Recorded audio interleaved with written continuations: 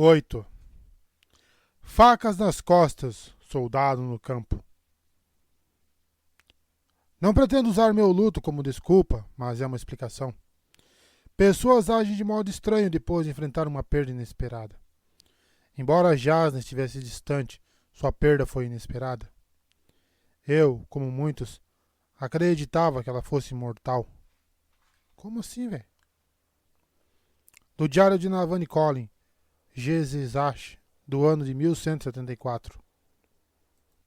O arranhão familiar de madeira enquanto uma ponte deslizava até a posição. A batida de pés ia uníssono, primeiro como um som surdo na pedra, então como uma pisada vibrante de botas na madeira. Os chamados distantes de batedores, gritando, liberado. Os sons de uma investida de platô eram familiares para Dalinar. Outrora, ansiara por aqueles sons. Ficava impaciente entre as investidas, ansioso pela chance de abater parchendianos com sua espada, de conquistar riqueza e reconhecimento. Aquele Dalinar estivera buscando acobertar sua vergonha. A vergonha de estar caído em um estupor alcoólico enquanto seu irmão combatia um assassino. A ambientação de uma investida de platô era uniforme. Rochas nuas e espadas, geralmente da mesma cor, sem graça da superfície pétrea onde estavam dispostas, quebradas apenas por alguns aglomerados de petrobulbos fechados. Mesmo esses, como o seu nome indicava, podiam ser confundidos com mais pedras. Dali onde estava, só havia mais do mesmo até o horizonte distante, e tudo que se fazia, tudo que era humano, ficava minúsculo diante da vastidão daquelas infindáveis planícies fraturadas e abismos letais. Com o passar dos anos, a atividade havia se tornado automática. Marchar sob o sol branco como aço derretido, cruzar fenda após fenda. Por fim, as investidas de platô haviam deixado de ser algo a se antecipar e se tornado uma obrigação insistente. Por gavilar e pela glória, sim, mas principalmente porque eles e o inimigo estavam ali. Era isso que se fazia. Os odores de uma investida de platô eram aromas de uma grande inquietude. Pedra quente, creme seco, ventos vindos de longe. Mais recentemente, Dalinar passara a detestar a investida de platô. Era uma frivolidade, um desperdício de vida. Não se propunham a realizar o pacto de vingança, mas se propunham a cobiça. Muitas gemas coração apareciam nos platôs próximos, convenientes de alcançar. Essas não saciavam os alitianos. Eles queriam expandir seu alcance com assaltos que custavam caro. A vida de pobre nunca tem valor mesmo. À frente, os homens do grão-príncipe Aladar lutavam em um platô. Eles haviam chegado antes do exército de Dalinar e o conflito narrava uma história familiar. Homens contra parchendianos lutando em uma fileira sinuosa, cada exército tentando fazer o outro recuar. Os humanos podiam colocar em campo muito mais homens que os parchendianos, mas esses podiam alcançar platôs de modo mais rápido e tomar posse deles com mais velocidade. Os corpos espalhados dos carregadores de pontes no platô de concentração, conduzindo ao abismo, atestavam o perigo de atacar um inimigo entrincheirado. Dalinar notou as expressões sombrias nos rostos de seus guarda-costas ao os verem mortos. Aladar, como a maioria dos outros grãos-príncipes, seguia a filosofia de sadez nas incursões de ponte. Assaltos rápidos e brutais que tratavam mão de obra como um recurso dispensável. Pobre como carne e bucha de canhão. Parecendo os ricos no Brasil. Nem sempre fora assim. No passado, as pontes eram carregadas por tropas de armadura, mas o sucesso levou à imitação. Os acampamentos de guerra precisavam de um influxo constante de escravos baratos para alimentar o monstro. Isso significava uma praga crescente de escravagistas e bandidos perambulando pelas colinas evolutas, comerciando carne humana. Olha só, previ o futuro. Outra coisa que terei que mudar, pensou Dalinar. O próprio Aladar não lutava. Em vez disso, estabeleceram um centro de comando em um platô adjacente. Dalinar apontou para o estandarte tremulando e uma das suas enormes pontes mecânicas rolou até a posição. Puxadas por chules, as pontes protegiam os homens que trabalhavam nelas. Também eram muito lentas. Dalinar esperava, com uma paciência conquistada pela autodisciplina, enquanto os trabalhadores desciam a ponte, atravessando o abismo entre aquele platô e o outro, onde voejava o estandarte de Aladar. Quando a ponte foi posicionada e travada, seu guarda-costas, conduzido por um dos oficiais olhos escuros do capitão Kaladin, correram por ela com lanças nos ombros. Dalinar prometera a Kaladin que seus homens não precisariam lutar, exceto para defendê-lo. Quando atravessaram, Dalinar bateu com os cancanhares em galante para conduzi-lo até o platô de comando de Aladar. Sentia-se leve demais no dorso do corcel, a falta da armadura fractal. Nos muitos anos desde que obteve sua armadura, nunca fora para um campo de batalha sem ela. Naquele dia, contudo, não estava cavalgando para a batalha, não de verdade. Atrás dele ondulava o estandarte pessoal de Adolin, e ele conduzia a maior parte dos exércitos de Dalinar para atacar o platô onde os homens de Aladar já lutavam. Dalinar não enviara ordem alguma sobre como o ataque deveria prosseguir. Seu filho havia sido bem treinado e estava pronto para assumir o comando no campo de batalha, com o general Cal ao seu lado, naturalmente, como conselheiro. Sim, de agora em diante, Adolin conduziria as batalhas. Dalinar mudaria o mundo. Ele cavalgou até a tenda de comando de Aladar. Era a primeira investida de platô depois da sua proclamação exigindo que os exércitos trabalhassem juntos. O fato de que Aladar viera, como ordenado, e Royon não, muito embora o platô em questão fosse mais próximo ao acampamento de Royon, já era uma vitória. Um pequeno encorajamento, mas Dalinar aproveitaria o que pudesse. Ele encontrou o grão-príncipe Aladar assistindo a tudo de um pequeno pavilhão montado em uma parte segura e elevada daquele platô com vista para o campo de batalha. Um local perfeito para um posto de comando.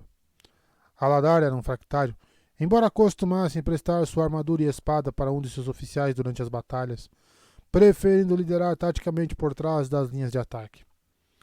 Um fractário experiente podia comandar mentalmente uma espada para que não se dissolvesse quando ele a soltasse, muito embora, em uma emergência, Aladar pudesse invocá-la para si, fazendo-a desaparecer das mãos do seu oficial em um piscar de olhos, aparecendo em suas próprias mãos 10 batimentos cardíacos depois. Emprestar uma espada exigia um bocado de confiança dos dois lados. Dalinar desmontou. Seu cavalo, galante, lançou um olhar feroz para o cavalariço que tentou levá-lo, e Dalinar acariciou o pescoço do animal. Ele fica bem sozinho, filho, disse ele ao cavalariço. A maioria dos cavalariços comuns não sabia o que fazer com um enxadio, de qualquer modo. Seguido pelos seus guardas carregadores, Dalinar se juntou a Aladar, que estava à beira do platô, supervisionando o campo de batalha à frente e abaixo. Esguio e totalmente calvo, o homem tinha uma pele mais escura do que a maioria dos aleitianos. Ele estava parado com as mãos às costas e vestia um elegante uniforme tradicional com um takama, semelhante a um saiote, embora vestisse uma jaqueta moderna acima dele, cortada para combinar com o takama. Era um estilo que Dalinar nunca vira antes. Aladar também usava um bigode fino e um tufo de cabelo debaixo do lábio, novamente uma escolha pouco convencional. Aladar era poderoso bastante e renomado o bastante para criar sua própria moda, e criava, frequentemente estabelecendo tendências. Dalinar, saudou Aladar, acenando com a cabeça. Pensei que você não fosse mais lutar em investidas de platô. E não vou, replicou Dalinar, indicando com o queixo o estandarte de Adolin. Lá, os soldados fluíam pelas pontes para se juntarem à batalha. O platô era pequeno bastante para que muitos dos homens de Aladar tivessem que recuar para abrir caminho, algo que eles estavam obviamente muito dispostos a fazer. Você quase perdeu hoje, observou Dalinar. Ainda bem que teve apoio. Abaixo, as tropas de Dalinar restauravam a ordem ao campo de batalha e pressionavam os Parshendianos. Talvez, disse Aladar. Mas no passado, eu era vitorioso em uma de cada 3 investidas. Ter apoio certamente significa que ganharei mais vezes, mas também custará metade dos meus ganhos. Isso partindo do princípio de que o rei me fornecerá qualquer ganho. Não estou convencido de que a situação vai melhorar a longo prazo. Mas desse modo você vai perder menos homens, rebateu Dalinar. E os ganhos totais para o exército inteiro vão aumentar. A honra do... Não me fale sobre honra, Dalinar. Não posso pagar meus soldados com honra e não posso usá-la para impedir que outros grãos príncipes avancem no meu pescoço. Seu plano favorece os mais fracos entre nós e prejudica os bem-sucedidos. Tá parecendo um discursinho filho da puta que eu escuto direto. Certo, respondeu rispidamente Dalinar. Você não dá valor à honra. Mesmo assim vai obedecer a Aladar, porque seu rei exige. Esse é o único motivo de que precisa. Você vai seguir as ordens. Ou, quis saber Aladar. Pergunta, Yennev. Aladar se sobressaltou como se houvesse levado uma bofetada. 10 anos atrás, o grão-príncipe Yennev havia se recusado a aceitar a unificação de Aletkar. Seguindo as ordens de Gavilar, Sadeas duelara com um homem e o matara. Ameaças? Perguntou Aladar. Sim. Dalinar voltou-se para fitar o homem mais baixo nos olhos. Cansei de usar a persuasão, Aladar. Cansei de pedir. Quando você desobedece a Elhokar, zomba do meu irmão e das crianças dele. Eu vou conseguir um reino unificado. Interessante. É bom que você tenha mencionado Gavilar, já que ele não unificou o reino com honra. Ele fez isso com faca nas costas de soldados em campo, cortando as cabeças daqueles que resistiam. Voltamos a isso, então? Não parece muito com as belas palavras do seu precioso livro. Dalinar rangeu os dentes, se afastando para ver o campo de batalha. Seu primeiro instinto era dizer a Aladar que ele era um oficial sob seu comando e repreendê-lo em um tom de voz. Tratá-lo como um recruta que precisava de corretivo. Mas e se Aladar simplesmente o ignorasse? Ele teria que forçar o homem a obedecer? Dalinar não tinha tropas suficientes para isso. Descobriu que estava irritado, mais consigo mesmo do que com Aladar. Fora naquela investida de platô não para lutar, mas para conversar, para persuadir. Navani estava certa. Dalinar precisava mais do que palavras bruscas e comandos militares para salvar o reino. Ele precisava de lealdade, não medo. Mas que raios o levassem? Como?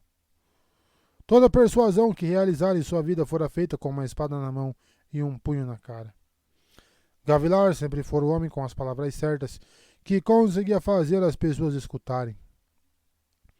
Dalinar não servia para político. Metade dos rapazes naquele campo de batalha provavelmente não achavam que serviam para ser soldados, de início, sussurrou uma parte dele. Você não pode se dar ao luxo de ser péssimo nisso. Não reclame. Mude. Os Parchendianos estão pressionando demais, disse Aladar aos seus generais. Eles querem nos empurrar para fora do platô. Mande os homens cederem um pouco e deixar os Parchendianos perderem a vantagem do ponto de apoio. Isso vai nos permitir cercá-los. Os generais assentiram e um deles deu as ordens. Dalinar acertou os olhos para os campos de batalha, estudando-o. Não, disse ele em voz baixa. O general interrompeu as ordens. Aladar o olhou de relance. Os Parchendianos estão se preparando para recuar, afirmou Dalinar. Eles certamente não estão dando indicações disso. Eles querem algum espaço para respirar, disse Dalinar, lendo a movimentação de combate abaixo. Já quase coletaram a gema coração. Vão continuar pressionando, mas vão partir para uma retirada rápida, contornando a crisálida para ganhar tempo para o fim da coleta. É isso que você precisa deter. Os Parchendianos avançaram em uma onda. Estou no comando nessa investida, disse Aladar. Pelas suas próprias regras, tenho a última palavra sobre nossas táticas. Estou apenas observando. Não estou no comando nem meu próprio exército hoje. Você pode escolher suas táticas, não vou interferir. Aladar pensou bem, então praguejou baixinho. Parta do princípio de que Dalinar está certo. Prepare os homens para uma retirada dos Parchendianos. Envie uma equipe de ataque para capturar a crisálida, que já deve estar quase aberta. Os generais acertaram os novos detalhes e os mensageiros correram com ordens táticas. Aladar e Dalinar observaram, lado a lado, enquanto os Parchendianos faziam pressão para avançar. Aquela cantoria deles pairava sobre o campo de batalha. Então eles recuaram, cuidadosos como sempre, para evitar respeitosamente pisar nos corpos dos mortos. Prontas para isso, as tropas humanas correram atrás deles. Liderada por Adolin na sua brilhante armadura, uma força de ataque de tropas descansadas rompeu através da linha parchendiana e alcançou a crisálida. Outras tropas humanas passaram pela fenda aberta, empurrando os parchendianos para os flancos, transformando a retirada em um desastre tático. Em minutos, os parchendianos haviam abandonado o platô, saltando para longe e fugindo. Danação! Sussurrou Aladar. Eu odeio o fato de você ser tão bom nisso. Dalinar estreitou os olhos, notando que alguns dos parchendianos em fuga pararam em um platô próximo do campo de batalha. Eles se demoraram ali, embora a maior parte da tropa continuasse a retirada. Dalinar acenou para que um dos criados de Aladar lhe passasse uma luneta, então a levantou, focando naquele grupo. Uma figura estava na beirada do platô, uma figura em uma armadura resplandecente. O fractário parchendiano, ele pensou. O mesmo na Batalha da Torre. Ele quase me matou. Dalinar não se lembrava direito daquele encontro. Fora surrado até quase perder os sentidos no final. Aquele fractário não havia participado da batalha do dia. Por quê? Certamente com o fractário eles poderiam ter aberto a crisálida mais cedo. Dalinar sentiu um abismo perturbador dentro de si. Esse único fato, o fractário vigilante, mudou inteiramente sua compreensão da batalha. Ele pensara que havia sido capaz de entender o que estava acontecendo. Agora lhe ocorria que as táticas do inimigo eram mais complexas do que imaginara.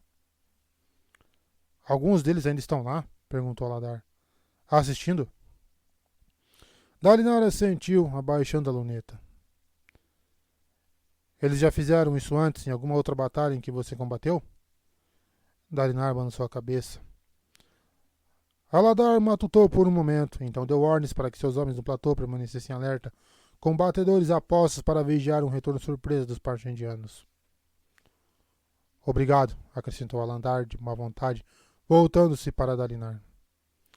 Seu conselho se provou útil. Você confiou em mim no aspecto tático, disse Dalinar, voltando-se para ele. Por que não tenta confiar em relação ao que é melhor para o reino? Aladar o estudou. Atrás dele, soldados comemoravam a vitória e Adolin arrancava a gema coração da crisálida. Outros se espalharam para vigiar um possível retorno dos inimigos, mas não houve nenhum. Quisera que eu pudesse fazer isso, Dalinar, disse Aladar finalmente. Mas não é por você. É pelos outros grãos príncipes. Talvez eu pudesse confiar em você, mas nunca vou confiar neles. Você está me pedindo para me arriscar demais. Os outros fariam comigo o que Sadias fez com você na torre. E se eu puder convencer os outros? E se eu puder provar a você que eles são dignos de confiança? E se eu mudar o rumo deste reino e desta guerra? Você me seguiria, então? Não, respondeu Aladar. Sinto muito. E deu-lhe as costas, chamando pelo seu cavalo. A viagem de volta foi péssima. Tinham ganhado o dia, mas Aladar manteve sua distância. Como era possível que Dalinar fizesse tantas coisas direito e ainda assim fosse incapaz de persuadir homens como Aladar? E o que significava o fato de que os parchendianos estarem mudando de tática no campo de batalha sem usar seu fractário? Estariam eles com medo de perder seus fractais? Quando finalmente Dalinar retornou à sua casa-mata no acampamento de guerra, depois de cuidar dos seus homens e enviar um relatório ao rei, descobriu uma carta inesperada em seu aguardo. Ele mandou chamar Navani para ler as palavras. Dalinar esperou no seu escritório privado, fitando a parede que havia recebido os estranhos glifos. Estes haviam sido lixados, os arranhões escondidos, mas o trecho pálido de pedra sussurrava. 62 dias. 62 dias para encontrar uma resposta. Bem, 60 agora. Não era muito tempo para salvar um reino, para se preparar para o pior. Os fervorosos condenariam a profecia como uma brincadeira, na melhor das hipóteses, ou como blasfêmia, na pior. Prever o futuro era proibido. Era coisa dos esvaziadores. Até jogos de azar eram suspeitos, pois incitavam os homens a procurar pelos segredos do que estava por vir. E ele acreditava de qualquer maneira, pois suspeitava que sua própria mão escrevera aquelas palavras. Navani chegou e deu uma olhada na carta. Então começou a lê-la em voz alta. Era de um velho amigo que chegaria em breve às planícies quebradas e que poderia trazer uma solução para os problemas de Dalinar.